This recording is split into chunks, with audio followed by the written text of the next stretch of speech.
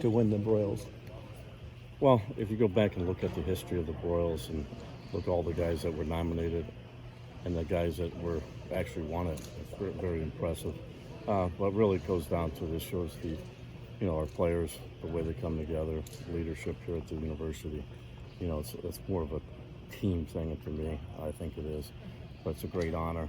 I had a lot of great people down there in Little Rock. It was a great place to be, and it was good. I had my family there. It was really enjoyable. But really, it's just an honor. Did you know you were going to win before, or was it a total surprise when they announced it? Did they give you a little heads up? Or? No, they really don't give you a heads up. I almost, to be truthful, I almost stayed home.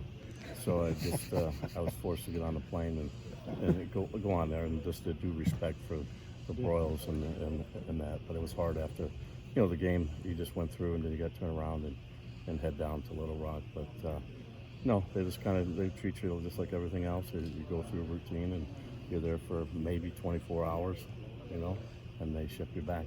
So you didn't think you were going to win? It's not that you were going to win. Well, it's very hard to do the things that you look at the guys that were on there. Pretty impressive group of guys, and it was I think it was four offensive guys and one defensive guy. It's kind of a little bit outnumbered a little bit. So, but it was good. I knew, Mike Dunbrock was a guy that I was a GA with at Michigan State, so it was kind of interesting to see him there. We have time to talk about the things where he's been and where I've been. You're kind of in the background a lot of times. Do you enjoy being in the background and not in the spotlight and just doing your job? Well, I think that, why you got into coaching was to help young kids. It's more about them. I mean, really, what I do is just trying to help kids to play at the fullest, best potential they have, and hopefully I can get them there.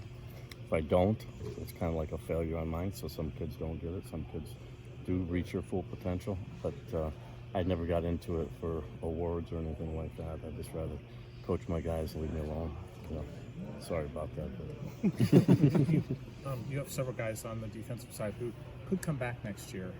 Cooper, but also Jay and Sebastian, guys like that. What do you talk to them about their decisions? What do you tell them? Very little. I talk to them, and one thing, everybody has to make their decisions in life, what they want to do. And just for example, like Cooper, obviously he's very highly rated, first round pick, and what does he want to do? And the one thing to do, it's your life. I'm not going to be mad either way. You earn the right to make that decision.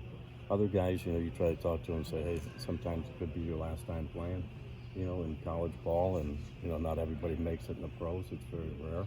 So you got to make your own decisions for your own reasons. And it's kind of like what I've done for my career. I do the same thing. I make my decisions based on what I think is important to my family. Can you talk about Castro and his rise? And I haven't seen a safety close like he does. Where did that come from, that improvement? I think it comes within.